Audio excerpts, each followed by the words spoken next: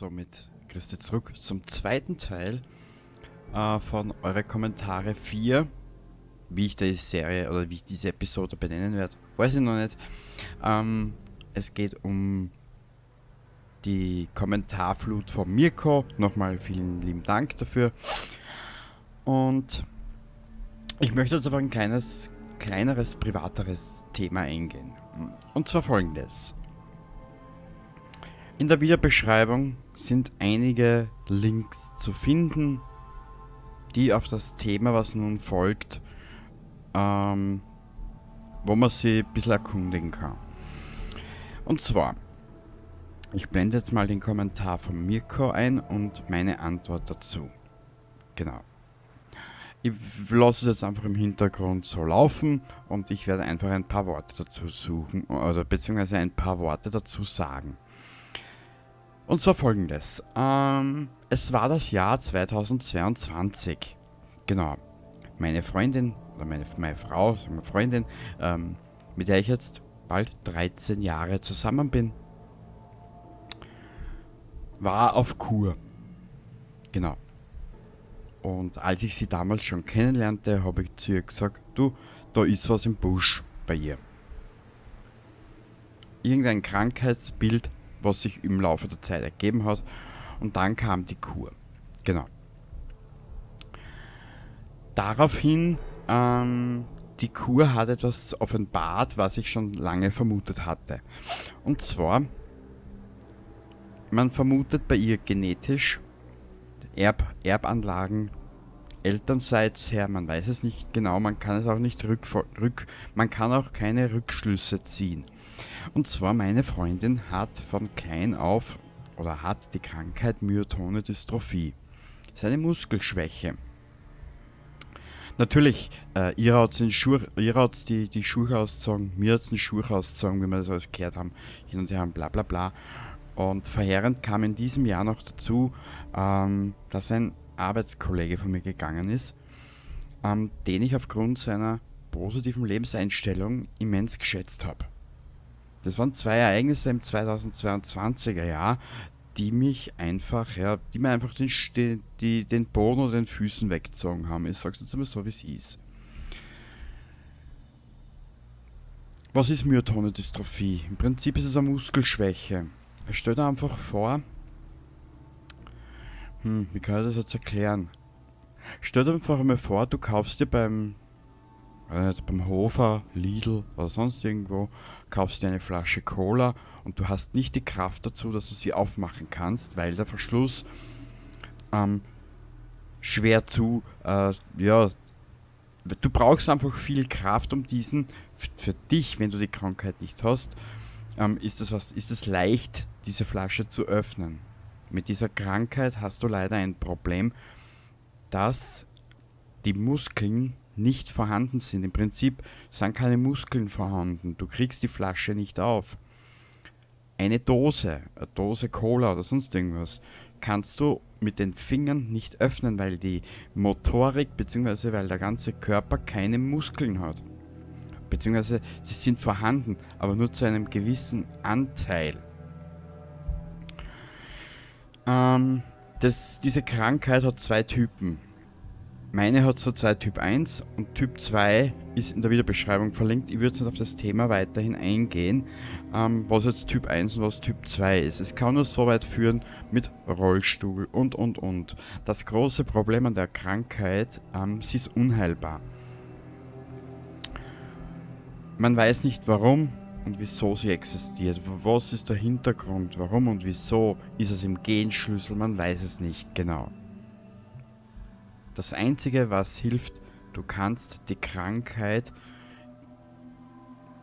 nur an den Symptomen lindern, beziehungsweise den fortlaufenden Verlauf kannst du nur etwas lindern. Es wird schlechter mit der Zeit. Es wird einfach schlechter.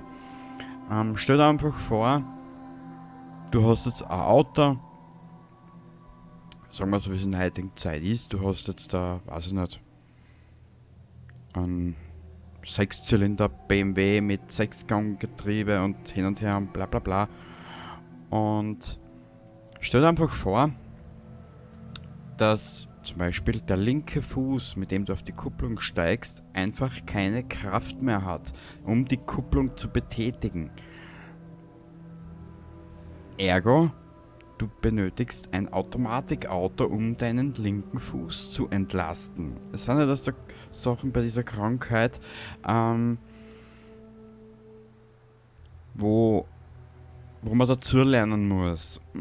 Man muss sein Leben ich nenne es jetzt mal entschleunigen. Genau, viele Dinge muss man früh genug planen. Kann auch passieren, dass deine Pläne durch die Krankheit ad acta geschoben werden und du dann da stehst und sagst, okay, wie machen wir das jetzt? Ist auch immer Tagesverfassung. Einmal geht's gut, einmal geht's nicht gut. Einmal geht's gut, einmal geht's nicht gut. Die Krankheit ist unberechenbar im Prinzip. Wenn man sich aber damit hier befasst und aufs Muster schaut, kommt man dahinter, um was genau geht, auf was man achten muss. Was hat das jetzt mit dem Kommentar zu tun? Du darfst mir bitte nicht böse sein, Mirko. Wenn ich mal etwas vergesse, das kann bei mir sehr häufig vorkommen, da ich, wie soll ich sagen, ich habe das geschrieben, zwischen manchen Spielen, die ich aufnehme, vergehen oft Wochen. Da kann es dann schon mal passieren, dass ich die Steuerung vergieß, da kann es dann schon mal passieren, dass ich mir an die Geschichte nochmal erinnern muss und. Irgendwo in einer XCOM-Episode habe ich mir sogar die wichtigsten Steuertasten aufgeschrieben von XCOM, nur dass ich ungefähr wieder reinkomme. Ja, das kann passieren, gell? Bitte nicht böse sein, das bin ich vergiss sehr viel. Ich habe ungefähr ein Hirn, das was vor 2 Tagen war, habe ich schon wieder vergessen. Ja, genau. Aber wie gesagt, das mit der Krankheit, das hat ein bisschen so im letzten Jahr oder auch in diesem Jahr so ein bisschen mein Leben umgekrempelt, weißt. Du kannst es auch so vorstellen, stell dir mal vor, dein Partner, wurscht ob jetzt Mandel oder Weibel, scheißegal, hat die Krankheit. Du überlegst dir 3-mal, wie du was anstellen kannst, wie du was machen kannst, wie du was erleben kannst. Das sind alles so Sachen, die vieles geht nicht mehr. Ich möchte mit dir, das ist jetzt da nur mal so oberflächlich, 2024 im Sommer einige Tage wohin fahren. Die Strecke dorthin ist circa 14 Stunden lang. Wir haben uns ausgemacht, einen Tag zwischen Reihen irgendwo zwischen in der Hälfte der Strecke zu übernachten, aufgrund ihrer Krankheit, weil sie es einfach nicht schafft. Ich hätte es allein schaffen, 14 Stunden, ich huck mir ins Auto und fahre einfach. Mir ist das scheißegal, wie lange es dauert. In einigen Jahren, ich weiß nicht, ob die Krankheit es später zulässt, gemeinsam eine Woche oder 14 Tage irgendwo mal nach Japan. Japan wäre einmal interessant zu sehen, hin und her. Ich weiß nicht, wie ich das veranstalten soll mit dem langen Flug dorthin. Du musst es ungefähr so vorstellen. Da ist was für dich. Normale Dinge sind. Ist mit dieser Krankheit ein Abenteuer. Ich sag's jetzt ehrlich, wie es ist. Wir wollten vor kurzem uns die Admont der Stiftsbibliothek nochmal anschauen, sind dann losgefahren in Leon hin und her und bla bla bla.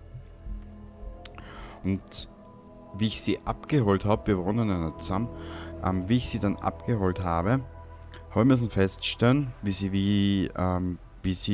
habe vor ihrem Haus, da wo sie wohnt, habe ich im Auto gewartet, sie ist runtergekommen vom letzten Stock, ist bei der Tür raus und ich habe im Gesicht schon angesehen, dass sie fertig ist. Nur, was man halt auch anrechnen muss, beziehungsweise jetzt im kommenden Jänner fährt sie wieder 4 Wochen Reha. Und ich habe zu ihr schon gesagt, wir müssen schauen, dass wir den Stand der Dinge durch die Reha überarbeiten und dann weiterschauen können, dass wir ein bisschen noch was sehen. Das große Problem mitunter an der Krankheit ist Dauerschlafen.